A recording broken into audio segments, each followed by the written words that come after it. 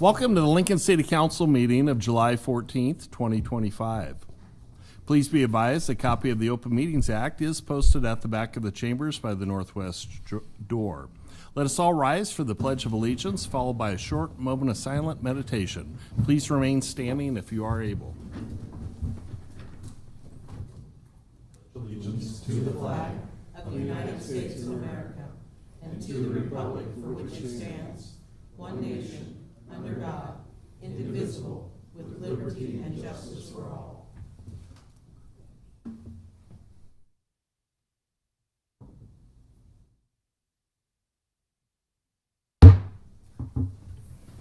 You've been gavelled. The order of business of the City Council is as follows. The clerk will call the items listed on the agenda. Under public hearing, anyone wishing to speak on an item must first register and sign in at the table located in the lobby. The council shall require any member of the public addressing the council to identify themselves, the name of any organization represented by such person, and their address, unless the address requirement is waived to protect the security of the individual. Each speaker should state whether they are speaking in favor or in opposition to the item. Testimony is limited to 5 minutes per speaker. Anyone wishing to speak on an agenda item should come forward after the clerk reads that item and the applicant has presented. After public comments, the applicant may make one short rebuttal. After all public hearings, the council will vote on resolutions and items listed under third reading. On the second and last Mondays of the month, immediately prior to adjournment, anyone may speak on any issue not on the agenda for that date nor planned for a future agenda. We ask that all speakers strive for civility and allow the business of council to proceed unimpeded. Will the clerk please call the first item of business? Our first item of business today for our City Council meeting of Monday, July 14th, 2025 is our consent agenda, sections 1, 2, and sections 3. All right. Is there anyone that would like to present on the consent agenda?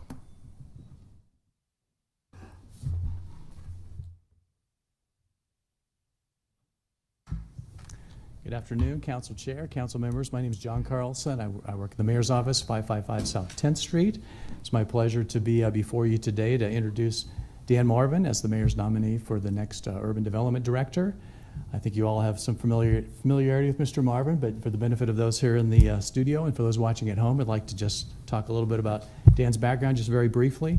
As you may remember, Dan was the Urban Development Director previously from 2019 until July of 2023. Dan was an at-large city council member from 2005 to 2009, and prior to that was a member of the Lincoln-Lancaster County Planning Commission, who I had the privilege of serving with on that planning commission. He was the Secretary Executive Director of the West Haymarket Joint Public Agency from 2009 to 2013, was instrumental and played key roles in development of the governance and financial structure of the JPA and construction of the arena itself. And Dan served on many, many community and city task forces, the City Infrastructure Finance Committee, the Economic Development Task Force, many others here in the community. Dan has worked as a financial advisor since 1982 and is a graduate of the University of Nebraska-Lincoln. And although he's a proud Beatrice native, I know that he and his wife Donna have lived in Lincoln since 1978, and we've been proud to call them friends. So Dan can speak for himself, but again, the mayor's proud to offer him as a nominee and ask for your approval. I just want to say that if I'm accepted as the next Urban Development Director, I've always had an open door policy, an open email policy. We'll certainly respond to any questions you have, constituents, and I'm very proud of the 4 years that I had at Urban Development. We had a great staff then, and we do amazing work. I think of us as a can-do department, and we will work to address any constituent concerns that you have and address them in a timely manner. And I think if we have an opportunity to work together, you'll see the staff that we have on board at Urban Development is really state-of-the-art, first-class staff that can accomplish wonderful things. Right. So, Council, any questions? Just a comment.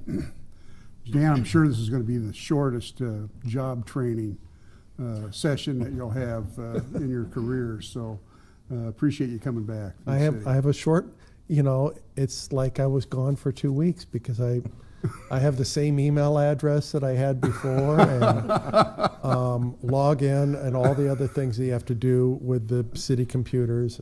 It was it's not a long learning curve, so that's great. Welcome back. Thank you. Just want to say welcome back home. Yeah, thank you. Thank you. Welcome. We're glad you're here, Dan. Thank All you. right, thank you.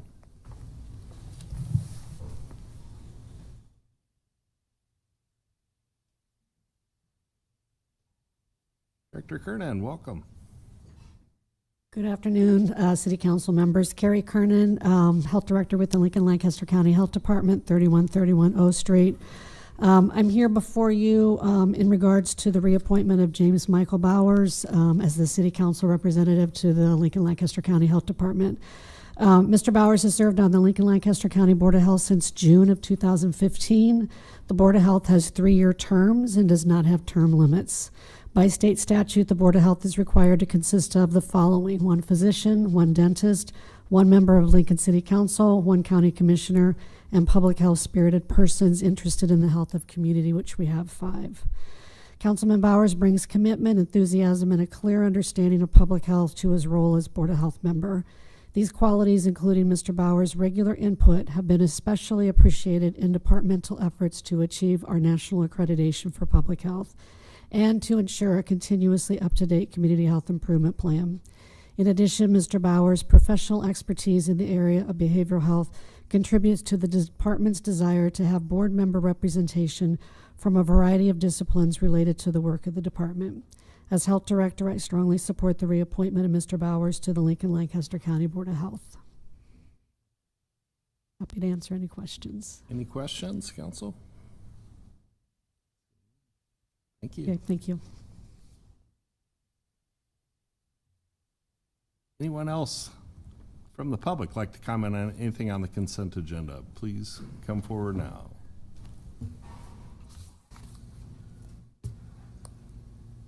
Hello, my name is Anastasia Finner.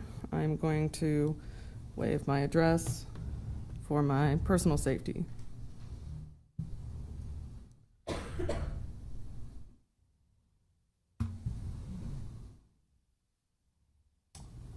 What I'm going to discuss today is our 2 reports of city officers. The first one being IE report of city treasurer of cash on hand. And yet again, this is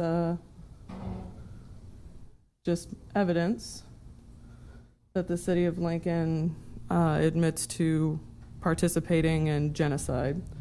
Because we know that banks like Wells Fargo and U.S. Bank are partial funders of Israel's military and the ongoing genocide in Gaza. And this kind of funding, the way that we passively use our money,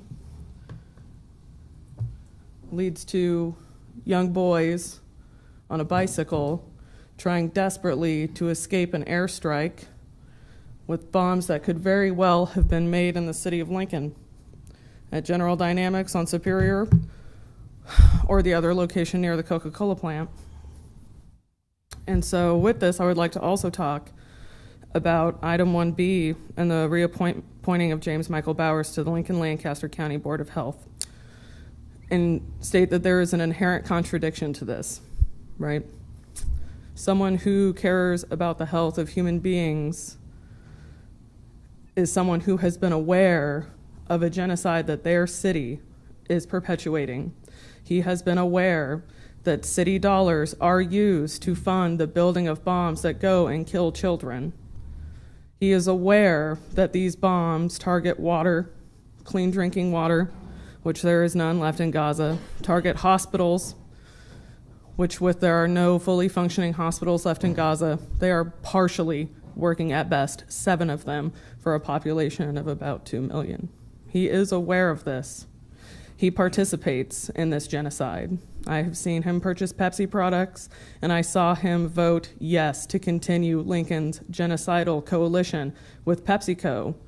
He has been made intimately aware of these things, and it is a contradiction to appoint him to a place of health and act like he gives a care about human beings, because the reality of the matter is, deep down, he does not, because he allows this. He actively participates. It is a contradiction. Just because you care about people, some people, not even all people in Lincoln, Nebraska, does not mean that you are a force for good. How many times have we seen you be a traitor to the LGBTQ plus community? How many times have we seen a known transphobe who creates dangerous spaces for people in your community? And you come here and you allow business as usual to proceed. That is a contradiction, and it cannot be reconciled. There is definitive blood on your hands. Every dollar that you spend on those vending machines out there is a dollar that you spend to kill someone.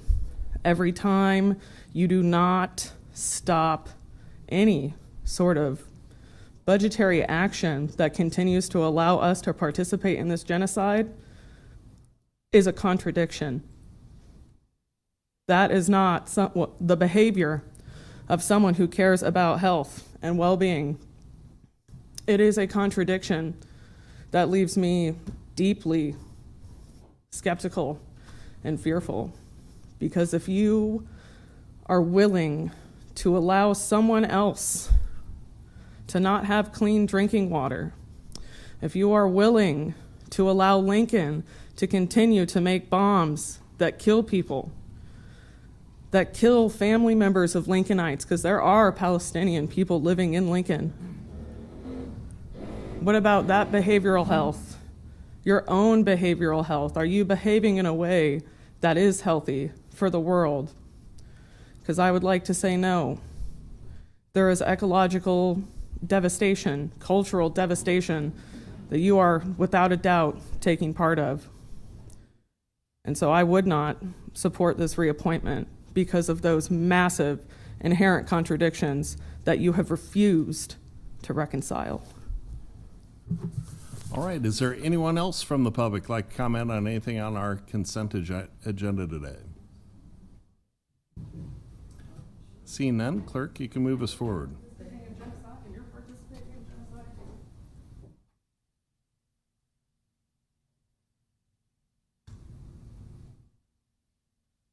Clerk, you can move us forward then. Item 1A is appointing Dan Marvin as Director of the Urban Development Department, introduced by Weber. So moved. Second. Second by Beckius. Any discussion? Seeing none, go ahead and call the roll.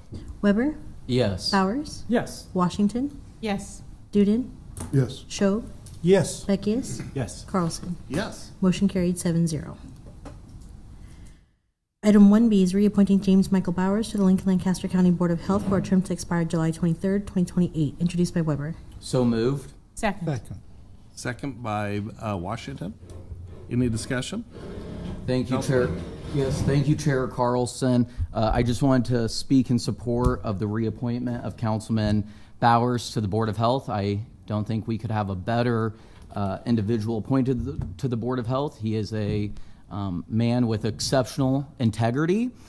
He is one of the strongest and most effective advocates for his constituents in Northeast Lincoln, for fellow social workers who are doing some of the greatest work in our community, for the physically impaired, whether it's on playgrounds or in parking lots, and he's a strong advocate for working families. So I look forward to voting to reappoint Councilman Bowers to this board. Thank you. Any other discussion? Order, please. Any other discussion? You're here. Right here. Oh, I'm sorry, Tom. Go ahead. Thank you, Justin. I struggle with this just a little bit, and I think James Michael Bowers is a good councilman. I think he's very dedicated to the people in Northeast Lincoln, and he's really active as a council person. I struggle with the fact that he's also president of the health board, which is an advisory board. But I think as president, you have a more biased influence on the members of that board. And for that reason alone, I'll be voting against this. But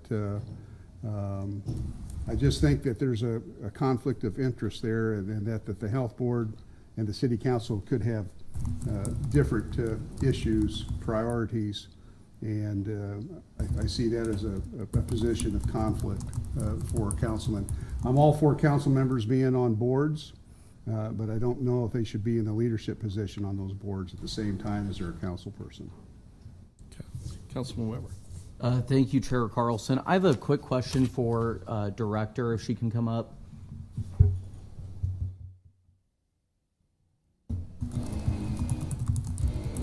Hello, Director. Yes.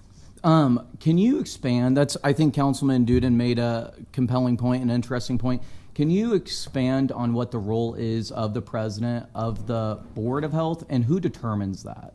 So both the Board of Health and Board of Health president and vice president are voted on by the board members. So we do that vote every other year on the odd year. So that just happened in this past January. So they make nominations and then they vote as a board. And what's the role of president of that board? So the board president runs the Board of Health meetings. He or she approves the agenda for that day as they bring it before the Board of Health. I have contact with this individual if anything's coming up that's of significant concern, so that we can discuss that before we present to the Board of Health. So for example, we're updating the bylaws currently, and after legal review, I'll send those to Councilman Bowers for him to review before it comes before the full board. Okay. And that is selected by the board members. They're not Right. obligated to support anyone. It's by that's- their own choice. that's correct. Alrighty, thank you. All right. Any other questions or comments? Seeing none, go ahead and call the roll. Washington, Yes. Schob, Yes. Duden, No. Bowers, Yes. Beckius, Yes. Weber, Yes. Carlson. Yes. Motion carried 6-1. Item 1C is approving the distribution of funds representing interest earnings on short-term investments of idle funds during the month ended May 31st of 2025, introduced by Beckius. So moved. Second. Second by Schob. Go ahead and call the roll. Washington, Yes. Schob, Yes. Duden, Yes. Beckius, Yes. Weber, Yes. Bowers, Yes. Carlson. Yes. Motion carried 7-0. Item 2A was introduced by Schob. So moved. Second. Thank you. Second by Beckius. Any discussion? Go ahead and call the roll. Schob, Yes. Duden, Yes. Beckius, Yes. Washington, Yes. Bowers, Yes. Weber, Yes. Carlson. Yes. Motion carried 7-0. That concludes our consent agenda. We shall move on to Section 4, Public Hearing Resolutions. I'll call item 4A is approving the grant award agreement between the City of Lincoln on behalf of the Lincoln-Lancaster County Health Department and Nebraska Department of Health and Human Services for a minority health initiative with the focus on work plans that address social determinants of health, including mental health, awareness, and access to affordable support services, reducing barriers to accessing affordable health care and prevention education for the diverse population being served for a period from July 1st, 2025 through June 30th of 2027. Good afternoon, council members. Carrie Kernan, Health Director with the Lincoln-Lancaster County Health Department, 3131 O Street. This Minority Health Initiative is actually year 4 of a 4-year federal grant.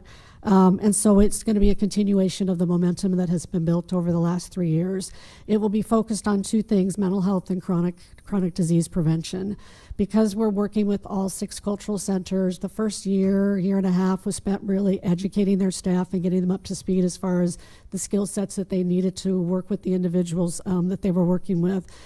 So it's everything from community health workers to peer support specialists. They had RAP training. They all have had mental health first aid training, so that as they're working with these individuals, they can help them navigate what the resources are, how their support systems are in place, and any of those social determinants of health that they might need as they're seeking mental health supports. On the chronic disease side, it's really, as you would imagine, focusing on obesity, diabetes prevention, hypertension prevention, cardiovascular disease, and doing very similar things as far as educating, supporting whatever that plan of care is coming from their primary care provider, and again, helping with those social determinants of health, if it's transportation, if it's language assistance, whatever that might be entail. Happy to answer any questions. All right, any questions for the director? Okay, thank you.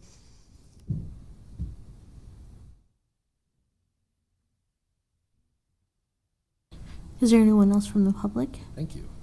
Anyone from the public like to comment on this? Please come forward now. Seeing none, we can go ahead and proceed.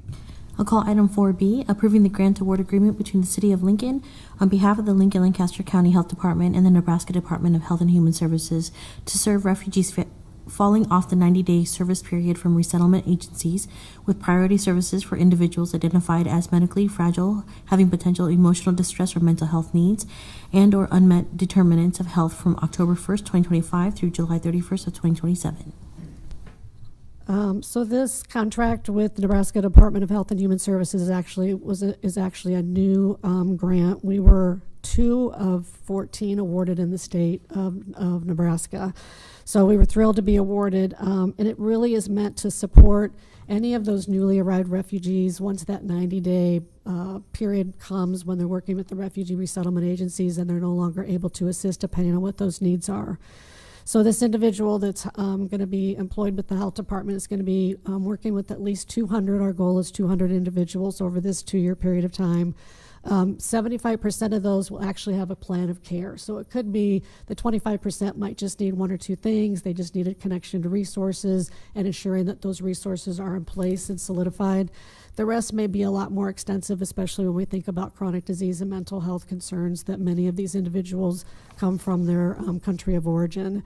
Of those 75%, we hope that 80% of those will actually close their plan of care, ensuring that they've got everything that they need, either whatever the time frame might be, or at least by the end of the grant period. I think that's it. I'm happy to answer any questions. Any questions, comments? Council? Seeing none. All right, Thank you. appreciate it. Any members of the public like to comment on item 4B? Please come forward now. Seeing none, we can proceed. I'll call item 4C, approving the dedication of a portion of South Haymarket Park, generally described as Lot 2 and Outlot A, West Haymarket 4th Edition, as a perpetual public park. Come. Good afternoon, Council. Maggie Stuckey-Ross, Parks and Recreation, 3131 O Street. Today we're asking for your approval on the dedication of a portion of South Haymarket Park, generally described as Lot 2 and Outlot A. Many are referring to this as Block 5 as well, if that helps you think about that 7th and N corner.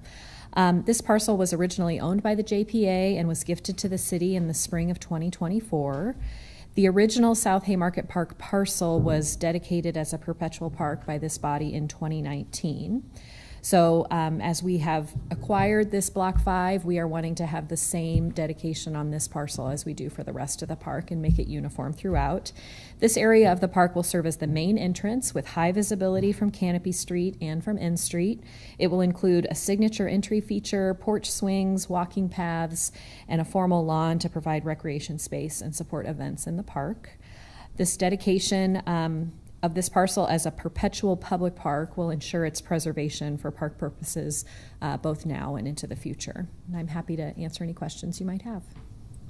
Council, any questions? Councilman Washington. Thank you for coming down, Director Stuckey-Ross. The dedication as perpetual park, of course, I love the idea of that. Are we doing that because of any particular reason? Are we getting Land and Water Conservation Fund for this portion of the park? Is that what's generating the action? Primarily what's generating the action is that we're wanting to have the same dedication on all of the park parcels so that when we eventually create one parcel instead of these separate pieces as we've acquired it, it's all the same. There are also some donor agreements that are contingent on the park being a perpetual park, and so this is also fulfilling that requirement. Thank you. Any other questions? Council. Seeing none, Okay. thank you. Thank you. Is there any members of the public who would like to comment on this? Please come forward now. Seeing none, we can go ahead and proceed. We can vote on these items. I'll call item 4A, approving the grant award agreement between the City of Lincoln on behalf of the Lincoln Lancaster County Health Department and Nebraska Department of Health and Human Services for a minority health initiative with the focus on work plans that address social determinants of health, including mental health awareness and access to affordable support services, reducing barriers to accessing affordable health care and a prevention education for the diverse population being served for a period from July 1st, 2025 to June 30th of 2027, introduced by Weber. So moved. Second. Second by Beckius. Any discussion? Please call the roll. Duden, Yes. Beckius, Yes. Weber, Yes. Bowers, Yes. Schob, Yes. Washington, Yes. Carlson. Yes. Motion carried 7-0. Item 4B is approving the grant award agreement between the City of Lincoln on behalf of the Lincoln Lancaster County Health Department and the Nebraska Department of Health and Human Services to serve refugees falling off the 90-day service period from resettlement agencies with priority services for individuals identified as medically fragile, having potential emotional distress or mental health needs, and or unmet determinants of health from October 1st, 2025 through July 31st of 2027, introduced by Weber. So moved. Second. Second by Washington. Any discussion? Please call the roll. Beckius, Yes. Bowers, Yes. Weber, Yes. Schob, Yes. Washington, Yes. Duden, Yes. Carlson. Yes. Motion carried 7-0. Item 4C is approving the dedication of a portion of South Haymarket Park, generally described as Lot 2 and Outlot A, West Haymarket 4th Edition, on a perpetual public park, introduced by Weber. So moved. Second. Second by Washington. Any discussion? Please call the roll. Schob, Yes. Duden, Yes. Washington, Yes. Bowers, Yes. Beckius, Yes. Weber, Yes. Carlson. Yes. Motion carried 7-0. Okay. We can now move on to Section 5, Public Hearing Ordinances, Second Reading and Related Resolutions. I'll call item 5A.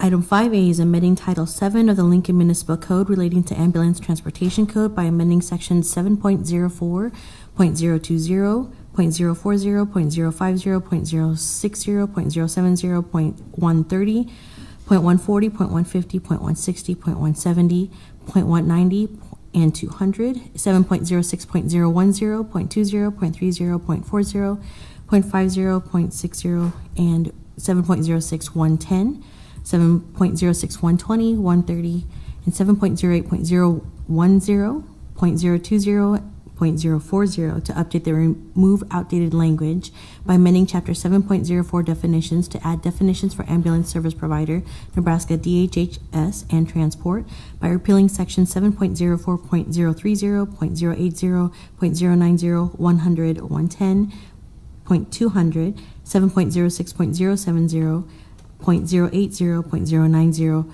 1 and .100 to remove outdated procedures and eliminate the Emergency Medical Services Oversight Authority, or EMSOA. Good afternoon. We're going to tag team you this afternoon. Chris Connolly, City Law Department, 555 South 10th Street. Dave Engler, Fire Chief, 949 West Bond. So this is there's a lot going on in this amendment, but it's really broken down into two parts. One part the chief is going to talk about is updating language with regard to ambulance service and the changes that are being made there. And the other part that I'll speak on primarily, and that is the removal of references to EMSOA, which is it's a medical oversight board, nonprofit corporation that exists for quality assurance, essentially, and we can talk a little more about why it will be dissolved and that sort of thing. But Chief, do you want to talk a little bit about the ambulance service? So in 2001, Lincoln Fire and Rescue began the ambulance service. We took over the responsibility of transport for patients needing an ambulance. And EMSOA, the oversight agency, was formed for the purpose of ensuring that the fire department was going to do what we said we were going to do, and to provide medical direction. And so the ambulance service in the Lincoln Fire and Rescue has transformed over the years, and the purpose of EMSOA has really changed. And a couple of years ago, the former president of the board came to us and said, hey, do we really need to have IMSOA? Is it useful in its current form? And so we took a look at it. This was about 2.5 years ago, and we came to the conclusion that it's time to transform that again. And as Chris said, we're looking at dissolving IMSOA as we know it today, but we would continue to have an advisory board. And in order to get that advisory board, we've got to dissolve the current IMSOA. And the advisory board would just do a better job of meeting the needs of today's emergency medical services. At the last IMSOA board meeting, we talked about this, and the IMSOA board members were predominantly supportive of the dissolution of the current form, but they did see an advantage, as do we, to have that advisory board. So this has been a long process, so this didn't happen overnight, but we feel that this is the best way to move forward. I think it's also important to remember that none of this affects service to the community. This is all sort of internal.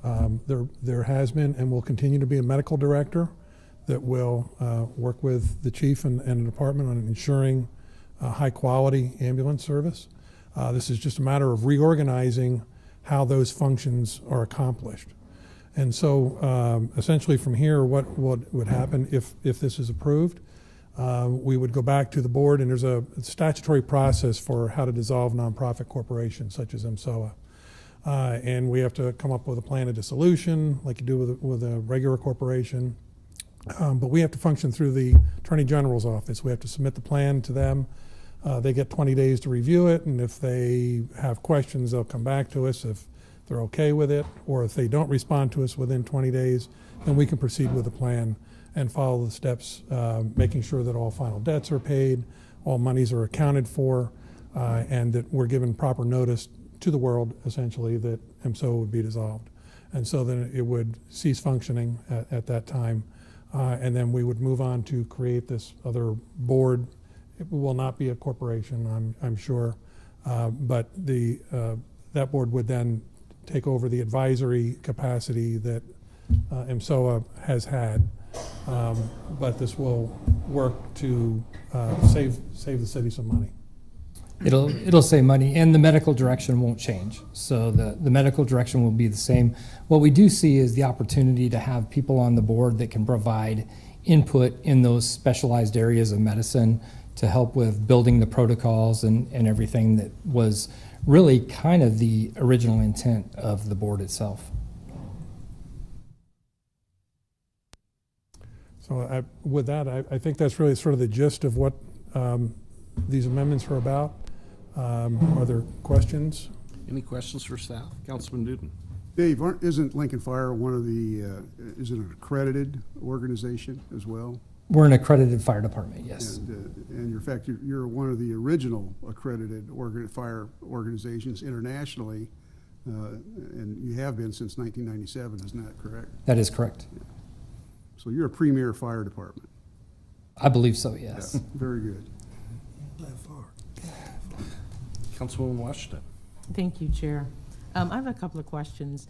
So IMSOA has an advisory role right now, and their medical director provides advice or direction? So in order to function in emergency medical care, you're required to have a physician medical director. And so the way that the system was structured was the medical director worked for IMSOA. And so Lincoln Fire would pay a large portion of funds to fund IMSOA, who would then pay the medical director. They would choose the medical director and everything. That's really not the way it's done across the United States. Typically, the medical director is employed, and there are differences in all places, but typically the medical director is employed directly by the fire department. And then all our EMS providers, which is everyone that works out in the field, works under that medical director's license. So talk about oversight. That medical director provides the oversight to ensure. And then IMSOA never provided us quality assurance or quality improvement, we've always done that in-house. And we have 2 personnel that are outside of the department. They're consultants, and they review all the charts and everything and do the audits on patient care to ensure we're providing the best service. So we think that moving forward, we have an excellent medical director. I would say he's one of the best in the nation. We're very lucky to have him. We're going to stay on that path. It's just going to allow us to have a closer relationship with him and utilize him probably more than we get to now. And then can you tell me a little bit more about the new advisory board and how do you see their relationship with the fire department?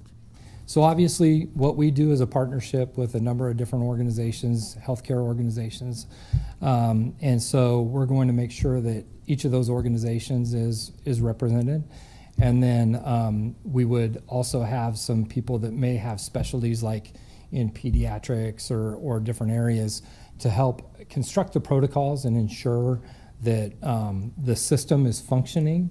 So when you look at things, patient care and everything is one thing, but hospital rotations and all those things that really are outside of Lincoln Fire but provide coordination with everyone, that's what this advisory board would be doing for us. Thank you very much. You bet. All right. Other questions for presenters? Seeing none, appreciate it. Thank you. Okay, thank you. Is there any members of the public that would like to comment on this? If so, please come forward now. Seeing none, we can proceed. I'll call item 5B, street name change 25001, application of Rodney Roden to change the name of Williamson Drive to South 28th Street on the property generally located east of South 27th Street and north of Yankee Hill Road. All right, is there anyone here to speak on this issue? If so, please come forward now.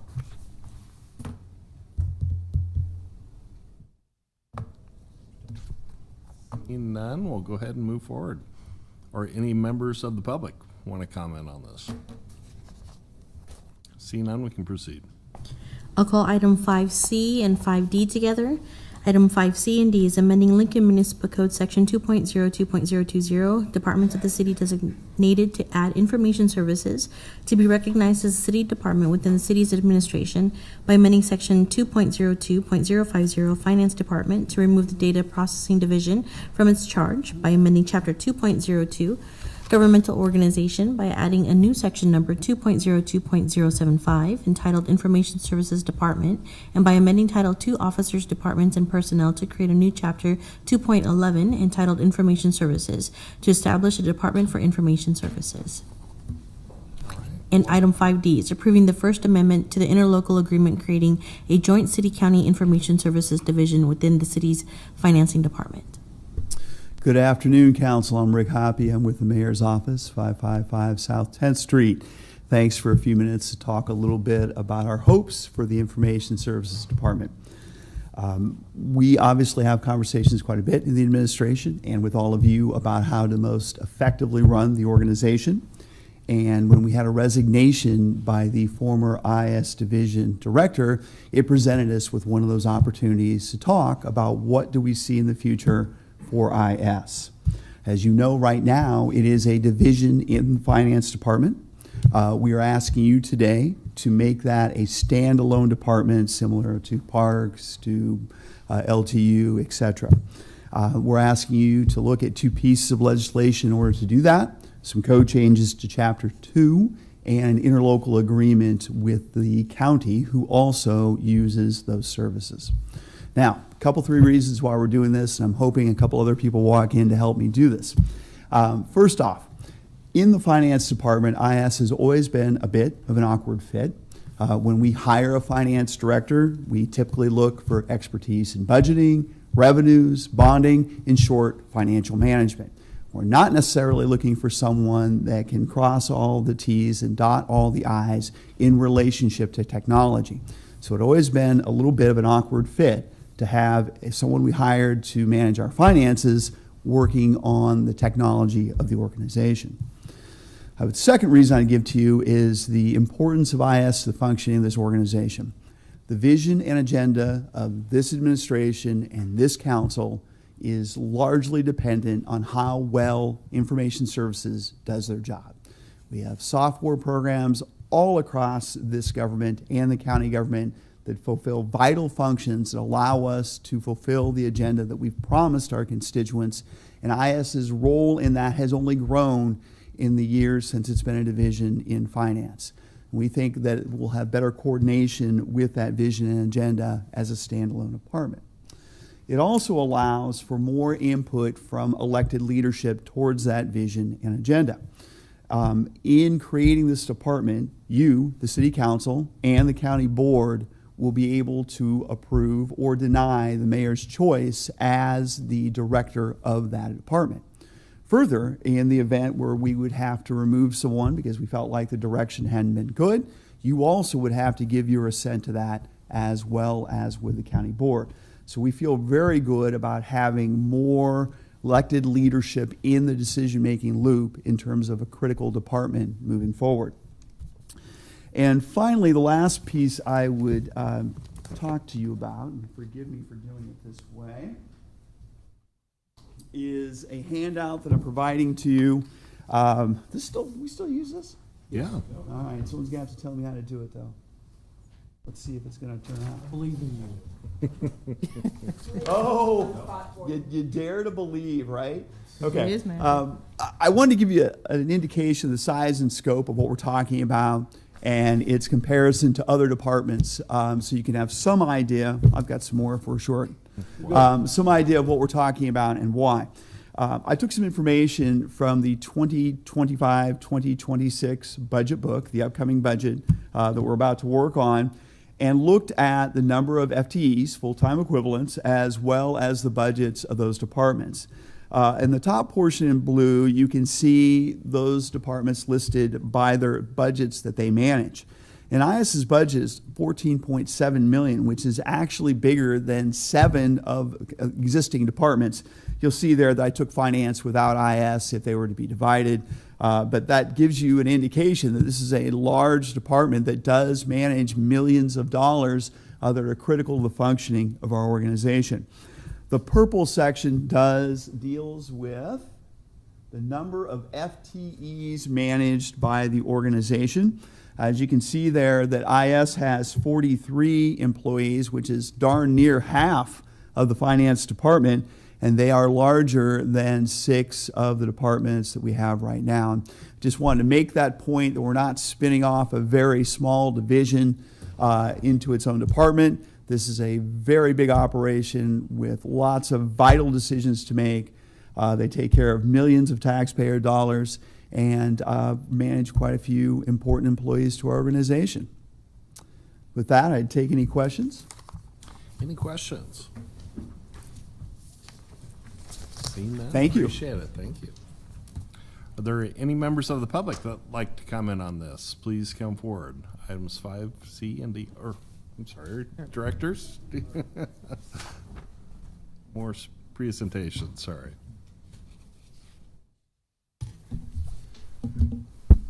Hi, Barb McIntyre, Human Resources Director, 555 South 10th Street, and I just want to talk a little bit about positioning IT as a standalone department. I really feel like that provides the city with the ability to align the administration's strategic priorities with the technology spend we have. It makes things easier for city departments to collaborate with IS, fosters streamlined decision-making and coordination across those departments. It enables rapid response to technology challenges that the different departments has, facilitates that collaboration, promotes innovation innovation as a city. For example, the customer service interface for the Development Services Center, it made that more friendly, so we're easier for our customers to do business with.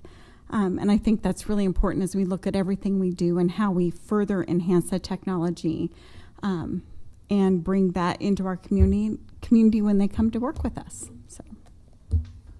All right. Thanks, Barb. Joe Dollinger, Finance Director, 555 South 10th Street. I think Mr. Hoppy did a great job of explaining the reason for this change, so I'll just add a couple more things around cybersecurity and risk management.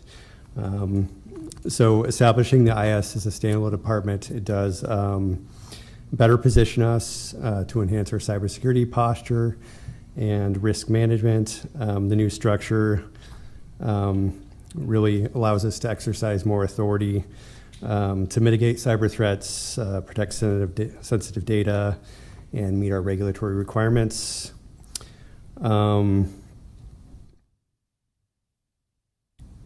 So with the IS as a peer department, I'd really just leave you with a couple more things to summarize what Mr. Hoppy and Mrs. McIntyre have said. Two important things. It recognizes the expanded role of IS, which, as you all know, it goes far beyond the data processing unit that was envisioned 50 years ago when this was established in code. And it modernizes the governance, positions the city and county to advance cybersecurity, standardizes practices across departments, and will drive greater operational efficiency and help with better user experience. And thank you. I'll open it to any questions if you have any for me or any of our other two presenters. Council, any questions? It's obvious that cybersecurity is getting to be very complex. I would not expect someone in charge of finance to be that knowledgeable in all the technologies that are available out there and the cyber tech that we encounter on a regular basis, that sort of thing. So I think that it's a wise thing to create its own director and deal with those issues and hire the experts that know how to combat those types of problems. So appreciate your service in the finance department, though. So at the same time. Yeah, I'm the financial management expert that Rick mentioned, not the cybersecurity expert. Yes. Other questions or comments? Councilwoman Washington. Yeah, I want to support, I don't want to completely echo what Councilman Duden has said, but I really want to support the same thought. I think I look forward to knowing that IS has a role at the table on the cabinet level, and so are able to move policies through that need to be systemized across the entire city. And I think that's been a smidge of a challenge to this point, and I want them to have that authority to make certain that everyone is on the same page when we're talking about cybersecurity. Any other questions? Thank you. Appreciate it. Thank you. Is there any member of the public who'd like to comment on this? If so, please come forward now. Seeing none, Madam Clerk. We can move on to the next items. I'll call item 5E, F, G, and H together. Item 5E is the Comprehensive Plan Conformance 25004, application of the Urban Development Director to review as to conformance with the 2050 Lincoln-Lancaster County Comprehensive Plan. A proposed amendment to the South Folsom Redevelopment Plan to modify and update Phase 1 and to add Phase 2 and Phase 3 in the Foxtail Meadows redevelopment project on the property generally located at South Folsom Street and Pioneers Boulevard, and the related First Amendment to the Foxtail Meadows Phase 1 project redevelopment agreement between the city and SOFO Housing relating to the redevelopment of the property generally located at South Folsom Street and Pioneers Boulevard, and the related fiscal year 24-25 CIP to authorize and appropriate $5,891,440 in tax increment financing for the Foxtail Meadows Phase 1 redevelopment project, and an ordinance amending Ordinance 21402, authorizing the issuance of tax allocation bonds for the Foxtail Meadows Phase 1 redevelopment project in the amount not to exceed $5,891,440. Welcome. Good afternoon, Council. Ernie Castillo with Urban Development Department.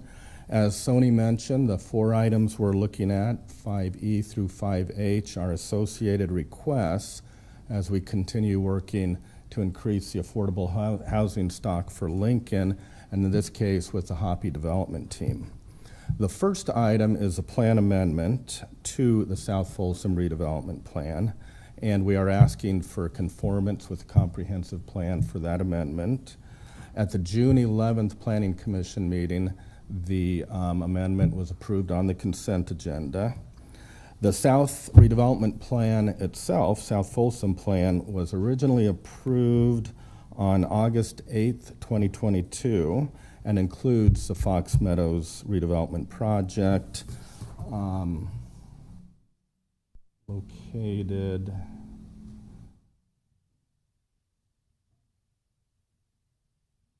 and the developer is also going to have a number of maps, but located east of South Folsom Street and south of West Pioneers Boulevard. So that's a location, sizable project, as many of you remember. There are 4 phases to the project, phases 1A, 1B, 1C, and 1D. Phases 1A and 1B are finished or nearing completion. I've made a couple visits out there over the last few months, and coming along, families living, it's pretty active space. Developer's going to talk a little bit more about the number of units occupied, et cetera. This amendment that we're looking at means to identify and modify phases 1C and 1D and add phases 2 and 3. And it's important to note, as we talk a little bit about the modifications, that the goals of the original redevelopment plan are still being met. When we're done with the entire project, there will be 650 total units. 647 are affordable and 3 market rate. The other thing to note that the developer will talk about a little bit, as part of the 1D modification, they actually are lowering the affordability from 120% AMI to 80 and 90%. Urban Design reviewed and approved the plan drawings at the June 3rd meeting. Nothing changed from the original, but it's one thing we have developers do is go back to Urban Design and make sure that nothing's changing. I mentioned briefly phases 2 and 3 yet to be negotiated, and when we do get to negotiating those phases, we'll be back in front of you at the appropriate time. Jumping to the redevelopment agreement. Really, the agreement is putting in numbers everything that we're looking at and approving in the redevelopment plan amendment. So it reflects the changes to phases 1C and 1D. There is a TIF increase of $301,440 because of the modifications, construction costs, various things, and that TIF amount will be spread over what are 4 subphases. So we've got 1C with 2 subphases, 1D is going to have 2 subphases, so 4 phases in total is where that $301,000 will be used.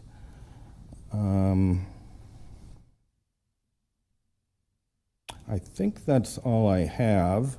Be happy to answer any questions, and also the developer representative, and I think a couple members of the Hoppy team are here as well. Questions? Councilman Beckius. Thank you, Chair Carlson. Ernie, thank you for the presentation. I appreciate it. Will Andrew or Ben be talking about the net outcomes that we are expecting for the due to the amendment changes? Yes. Okay, perfect. Then I'll just be patient. Okay. Thank you, Ernie. You bet. All right, any questions? Okay, appreciate it. Thank you. You're welcome. Good afternoon. Counselor. Andrew Willis, 233 South 13th Street, on behalf of Hoppy Development and the related parties for this development.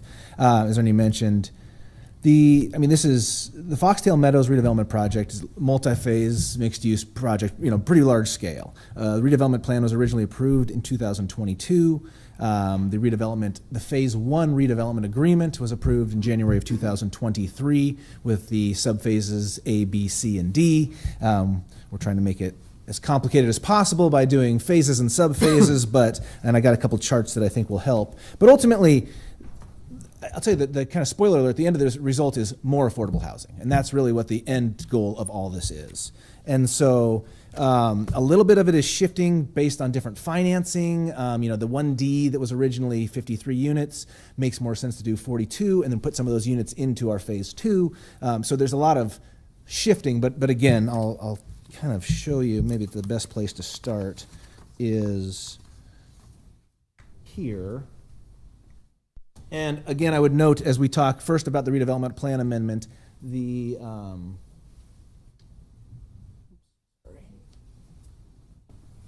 they'll see that hopefully. The phase 2 and phase 3 in the redevelopment plan, the area has been identified. It's part of the plan area, the project area, and so what we're doing here in this amendment is adding fleshing that out and adding what those units are going to be. So this amendment and what this looks like, phase 1C originally was 21 units for sale. 14 of those were targeted at sale at affordability rates affordable to 80% AMI or lower to families. That 1C is being amended, so there's 30 units. We're adding 9, and we're reducing it, so there's going to be 14 at 80% still, and then 13 at 60% AMI. So we're bringing in this is the phase that's for sale, but we're going to have 60%, 13 of those units at sale targeted at 60% AMI. So increasing that number in phase 1C. In phase 1D, originally it was 53 units targeted at 120% AMI. And again, that's the number's 42 units in both phase 1D1 and D2. We have to split it up into 2 phases, but ultimately it's 42 units, and we're making it more affordable. So it's 22 of them targeted at 80% AMI, 20 targeted at 90% AMI, rather than all at that 120%. Then we add in phase 2 and phase 3, 412 total units, all rental units in phase 2 and 3.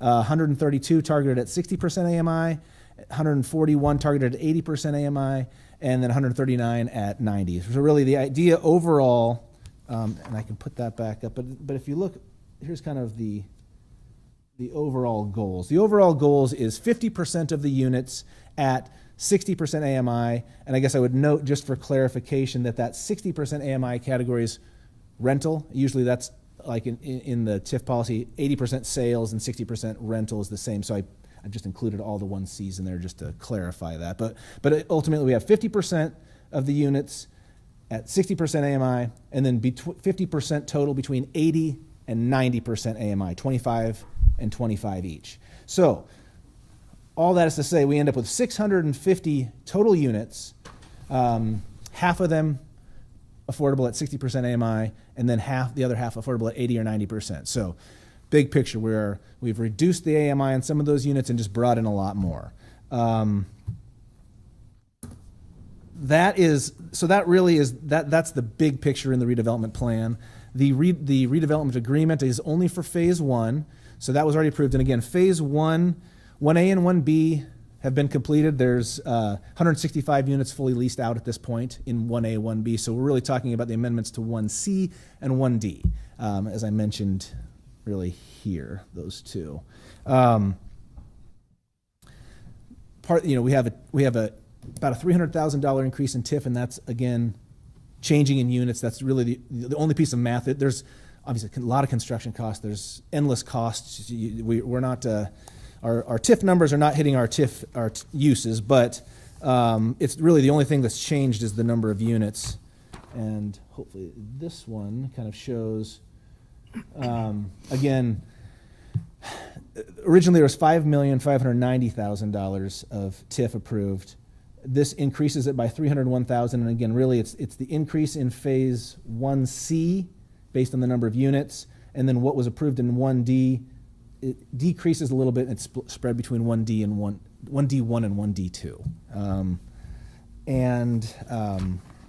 So that's a lot of numbers and information, but again, overall goal here is a lot more affordable units, bringing that AMI lower on the units, and the Hoppies have done a really good job at making that work. It's just taking a little bit of shifting some of those units and changing the phasing around, and that's what we're asking for in this project. And I'm happy to answer any questions, and Ben Kuntz is here with more details on the project itself.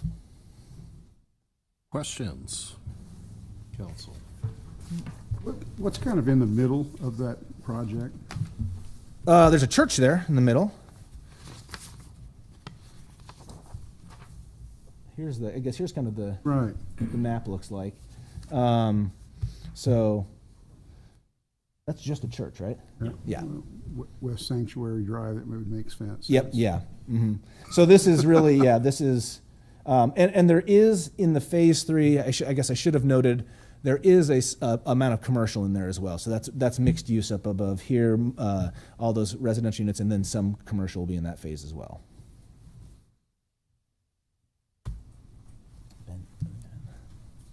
Other questions? All right. Amen. Appreciate it. Thank you very much. Well, thank you. Hello, thank you for having me. Ben Kuntz, Hoppy Development, 1620 South 84th Street, Lincoln, Nebraska.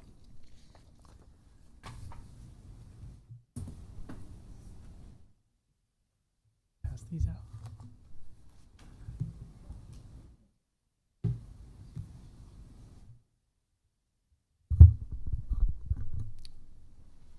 Try to use this one. So I'll just really briefly reintroduce the project and kind of give you a little update. Here's an aerial photo from last month. What you're seeing here is phase 1A and 1B built out. We still have some springtime landscaping going in, but otherwise we're complete. And just to review that, the overall neighborhood, as mentioned, is 650 units, about 15,000 square feet of commercial space. Phase 1 was about 200 units. 166 of those are done. The 30 single family are underway. Those are funded by the Nebraska Affordable Housing Trust Fund, and another portion are partnership with Habitat for Humanity. A core component of this neighborhood for us, really a foundational concept, is this idea of childhood opportunity. There's national studies that indicate a significant all-of-life outcome for low-income children who grow up in mixed-income neighborhoods. So that's really the impetus for this project. And part of the reason it's located here is because it is in the very high index on the Childhood Opportunity Index's website. You can find that online. So just really briefly, this is the site plan for that for sale area. That's phase 1C. This is the new site plan with the 30 attached units. We penned this a while ago. A lot of things have happened since then. We aspired to do detached single family for sale. Did not work out on paper. So we revised, we added units, we attached the for sale units and got the numbers in line, but we did have to revise the site plan. This is that phase 1D area. You can see how it's broken out here. Really minor updates here, not a lot of changes. Here's that phase 2 area, broken into 2 parts. We anticipate, fairly large scale, middle income housing here with a kind of Class A plus amenity package that'll be open to all the neighborhood across all income stratas. And so we're very excited about that. And then north of the church, as we were pointing out earlier, is the establishment of phase 3. And so the intent here is another large housing component, as well as some mixed use, some commercial convenience space and supplies for our tenants. And our aspiration is also to establish kind of a neighborhood main street with a portion of that commercial area. And so here's what it looks like all put together. I'll turn that. The blue area is what we saw pictured in that first photograph. That's phase 1A and 1B. The green area is phase 1C. That's the for sale program with the state program and the partnership with Habitat for Humanity. The red area is that phase 1D, which is minor updates. And then you can see phase 2 coming in right here. and then phase 3 north of the church. And again, that's the church right here in the middle. Another component of this is an adjustment in terms of the affordability ratios. So the original intent of the neighborhood was to provide 487 units of 60% AMI and 163 at 120. As I mentioned, this was penned a while ago. The nature of this process, really you get agreements established way out ahead before you know all the details. Since inking the first agreement, we've had time to investigate national policy research, and really am finding that the most successful mixed income neighborhoods and the most successful outcomes for low-income children really come about with a multi-tiered income threshold. And so what we're proposing to do here is really establish additional affordability, but just shifting it around, as Andrew had mentioned. And so we're bringing it to 50% of the units to 60% AMI. And really in Lincoln, what that means for us in the low-income housing tax credit program is approximately half of those units are going to folks that are actually at 30% AMI. And so really we're kind of getting a 4-tier income breakout, and we think that's really the most beneficial and opportunity enhancing breakout that we can get for this neighborhood. Thank you. Any questions? No? Appreciate it. Thank you. Are there any members of the public who'd like to comment on this? If so, please come forward now. Seeing none, Madam Clerk. We can move on to Section 6, Ordinances, Third Reading and Related Resolutions. Item 6A is amending the pay schedule for a certain employee group by adjusting the schedules of annual, monthly, biweekly, and hourly pay range equivalents for employees of the City of Lincoln whose classifications are assigned to pay ranges prefixed by N. This adjustment is in accordance with the terms of the parties' bargaining agreement, introduced by Washington. So moved. Second. Second, Beckius. Any discussion? Seeing none, please call the roll. Duden, Yes. Washington, Yes. Bowers, Yes. Beckius, Yes. Weber, Yes. Schob, Yes. Carlson. Yes. Motion carried 7-0. Item 6B is approving the labor contract between the City of Lincoln and the Public Association of Government Employees for a term effective August 17th, 2024 through August 31st of 2026, introduced by Washington. So moved. Second. Second, Beckius. Any discussion? Yeah, I just wanted to say one thing. I want to say thank you to Paige and to the negotiators for the City of Lincoln. I know this took a long time to negotiate, but I appreciate the time and the patience that people put into this contract. I think it's important. It was more important to make sure that everyone's voices were heard, and it was movement forward instead of rushing this in any way. So thank you for your patience and persistence. Any other discussion? Seeing none, go ahead and call the roll. Washington, Yes. Bowers, Yes. Beckius, Yes. Weber, Yes. Schob, Yes. Duden, Yes. Carlson. Yes. Motion carried 7-0.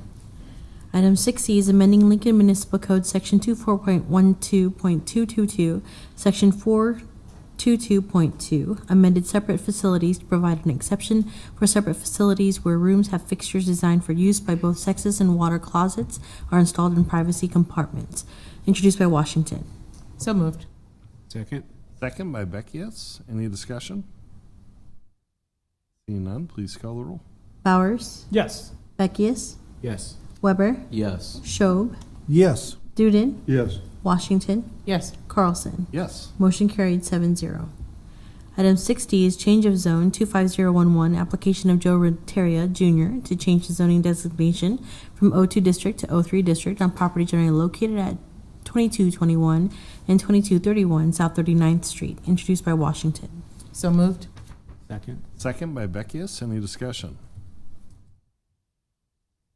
Seeing none, please call the roll. Beckius, Yes. Weber, Yes. Schob, Yes. Duden, Yes. Washington, Yes. Bowers, Yes. Carlson. Yes. Motion carried 7-0. Item 6E is use permit 55A, application of Joe Renteria Jr. to amend the existing use permit to expand the boundaries to include .32 acres with associated waivers on property generally located at 2221 and 2231 South 39th Street, introduced by Washington. So moved. Second. Second by Beckius. Discussion? Seeing none, please call the roll. Weber, Yes. Schob, Yes. Duden, Yes. Washington, Yes. Bowers, Yes. Beckius, Yes. Carlson. Yes. Motion carried 7-0. Item 7F is change of zone 24020, 6F. Change of zone 24020, application of William and Kathleen Renchler to change the zoning designation from AG Agriculture District to H3 Highway Commercial on property generally located at 91st Street and Northeast Parkway, introduced by Washington. So moved. Second. Second by Beckius. Any discussion? Councilman Weber. Thank you, Chair Carlson. I just wanted to state for the record that while I understand that it is the planning department's policy that to be able to approve or recommend approval for an item like this, that it typically needs to conform with the comprehensive plan, and here that would require the application to be accompanied with annexation, because typically the belief is that annexation needs to come before urban rezoning, unless it's a rare case. And I do believe that this is one of those rare instances. Looking at the two requests for detachment that failed, the city's own annexation policy, I genuinely don't believe, based off of the efforts of the applicants, that there was any attempt to avoid annexation. Quite the opposite, actually.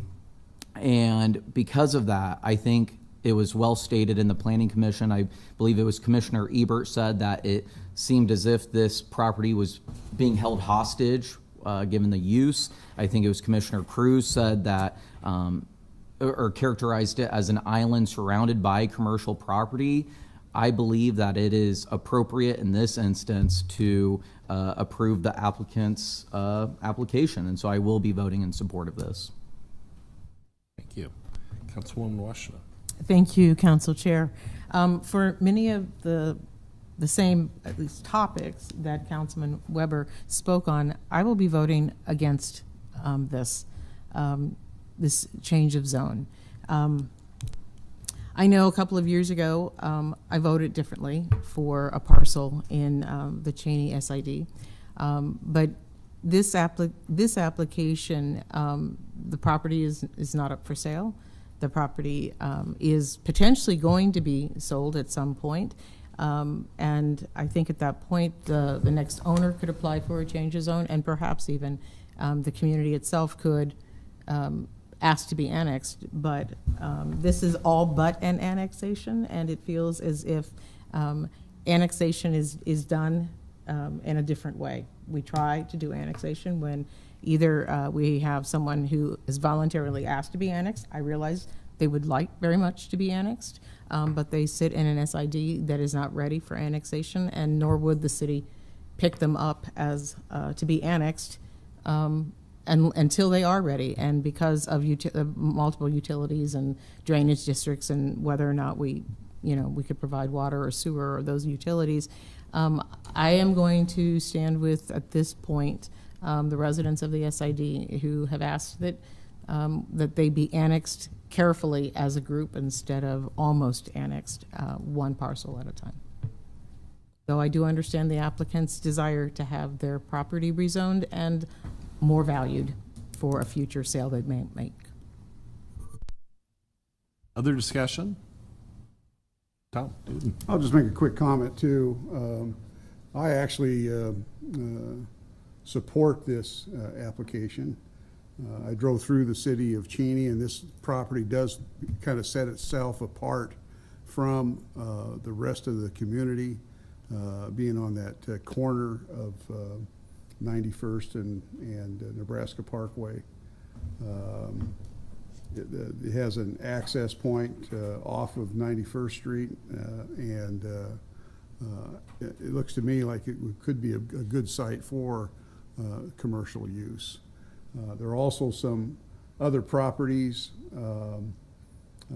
adjacent to this property that are have been approved for commercial use already, and I kind of understand Councilwoman Washington's point of view on maybe not trying to pick apart a community one section at a time to be part of Lincoln, but this seems to be kind of an exception to that. And I was also kind of disappointed to see Cheney itself seemed like a very cluttered community that could use some sprucing up itself. So I think joining the urban areas of Lincoln will actually benefit it, and eventually annexation would be a plus for them. So to get some of the resources and capabilities of joining Lincoln itself. So I support it. Thank you. All right. Any other comments? Councilman Beckius. Thank you, Chair Carlson. I'll also be voting in support of the application. Parcels around this area have been undergoing these changes for a number of years, and a lot of us have been a part of that process over the last few years of rezoning. It does, I have been contacted, I'm sure my other counselors have been as well, by residents of Cheney. And I think I just want to speak to some of those particular concerns that I've heard from residents. It does appear that everything north of First Street in Cheney has been is well suited for commercial development going forward. It's adjacent to a former highway, now Nebraska Parkway. The parcels themselves are large and have not been broken down, and the majority of them are currently used for things that we would consider to be commercial development today. That being said, I am a big proponent of the continued exploration of extending the access point coming off of Yankee Hill Road further east through the Hanshaw property to make sure that those larger commercial areas can be accessed in from a commercial road that is not that does not negatively impact the rest of the Cheney community. I know that folks had emailed me and said, hey, I don't want commercial activity on First Street. I appreciate that, and I understand that, and just want to reiterate that the ideology moving forward is to try to get a road east of the initial contact point with Yankee Hill to better serve those larger parcels, so that we can divert commercial traffic directly out into Yankee Hill and directly onto Nebraska Parkway.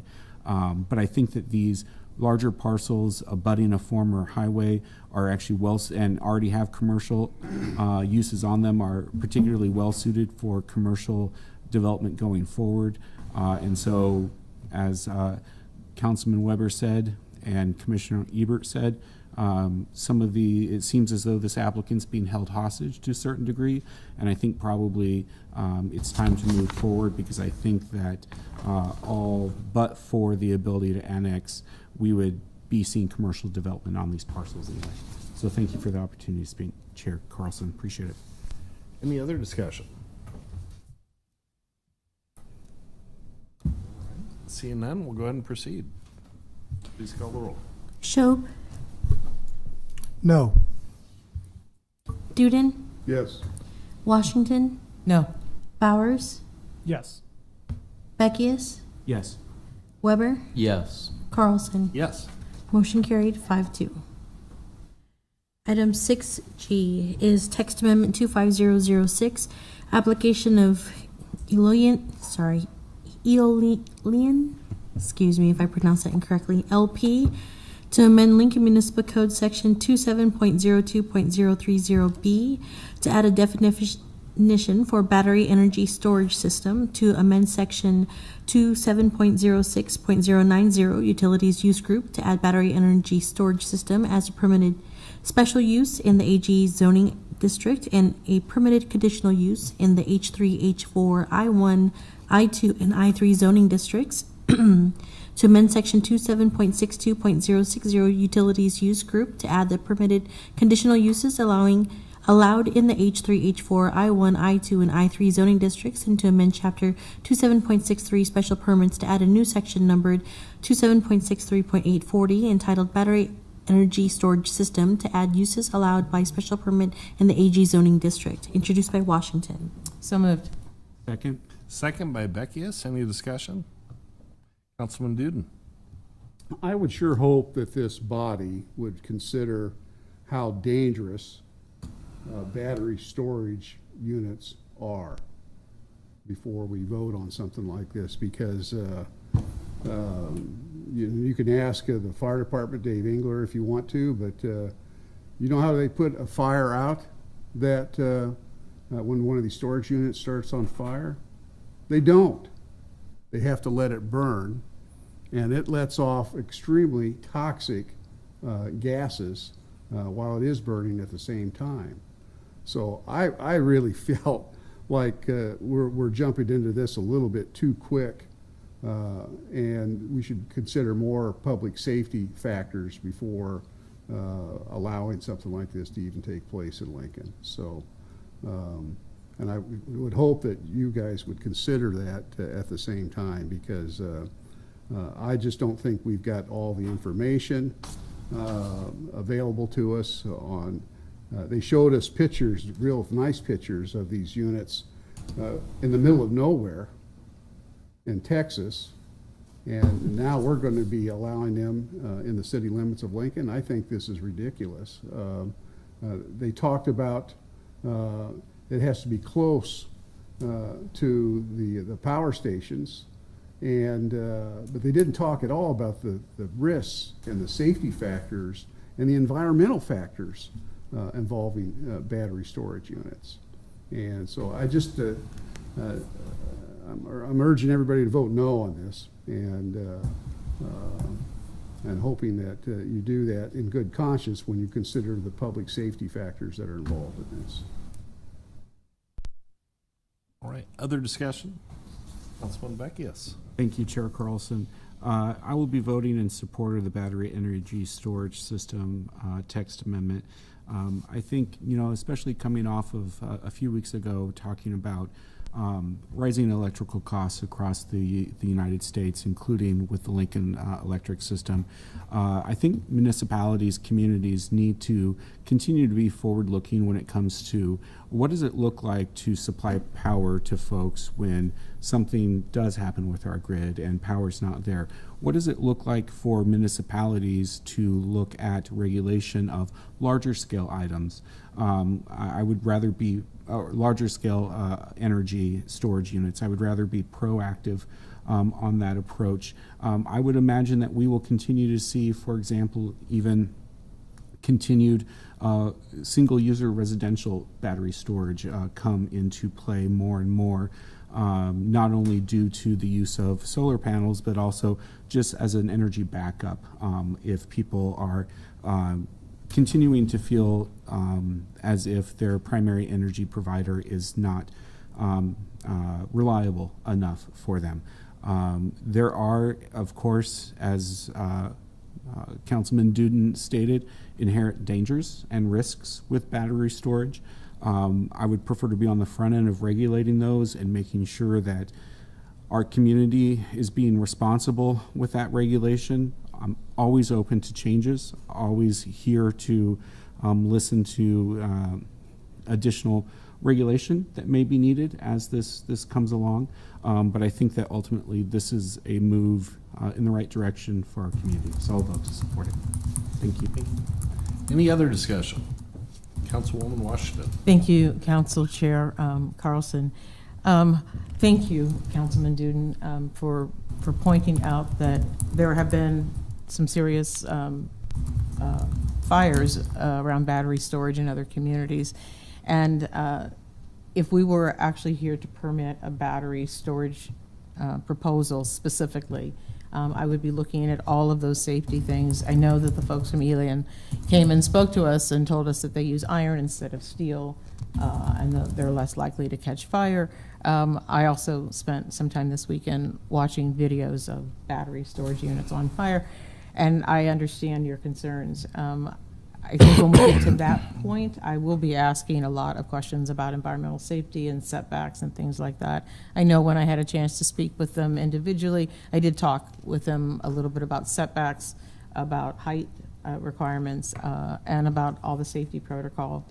I know that these can be problematic, but I'm also hoping that our allowance for this land use type gives us an opportunity to be at the table and be much more proactive in regulating a storage unit whenever it should actually come forward to us.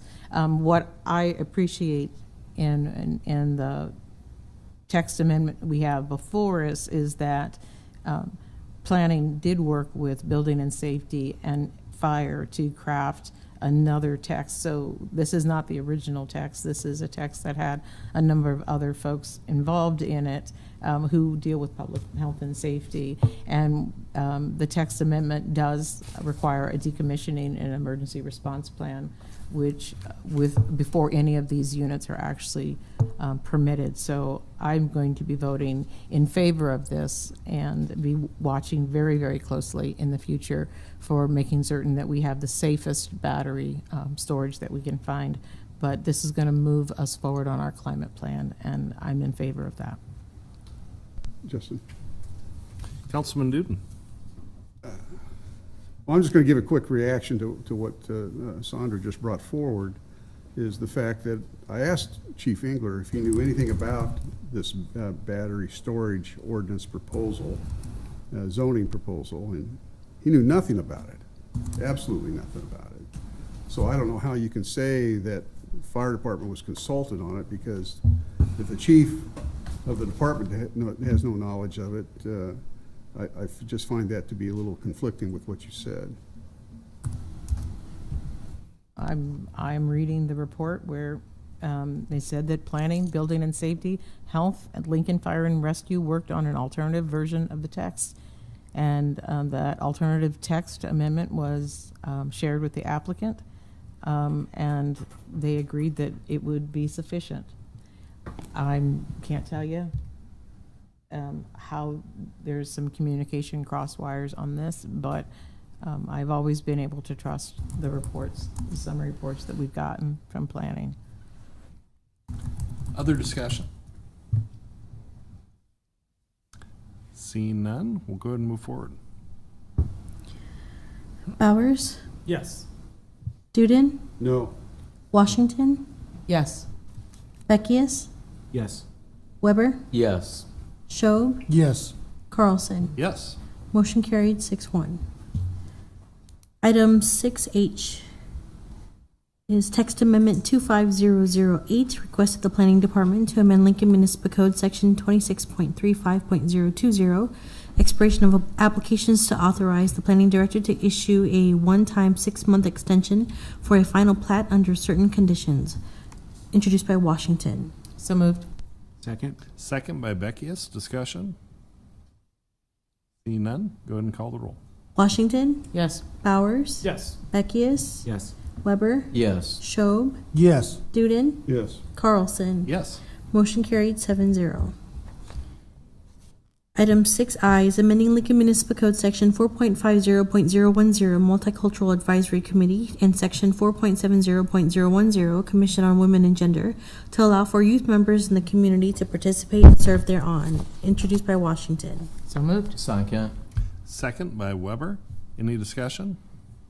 Councilman Weber. I just wanted to express my thanks again to Councilwoman Washington for elevating the voices of the next generation of leaders in Lincoln. This will truly provide those leaders opportunities that they would not be able to have without this legislation, and it's going to pay huge dividends in our community for years to come. So thank you for your leadership on this issue. Thank you. Councilman Washington, did you have comments? You know, I hate to give up the mic, but Councilman Weber stated it perfectly, so I'm going to let him have the last word. Any other comments on this? No. All right, seeing none, we can go ahead and call the roll. Bowers, Yes. Beckius, Yes. Weber, Yes. Schob, Yes. Duden, Yes. Washington, Yes. Carlson. Yes. Motion carried 7-0. That concludes our ordinances third reading and related resolutions. Section 7 is our resolutions first readings, items 7A through 7E. Section 8 is our ordinances first reading and related resolutions, items 8A through 8M. And Section 9 is our pending list, items 9A through 9C. Chair Carlson, I would move adjournment. All right, is there a second? I'd sign. Second, motion's been made, seconded. All in favor, say aye. Aye. Opposed? We are adjourned.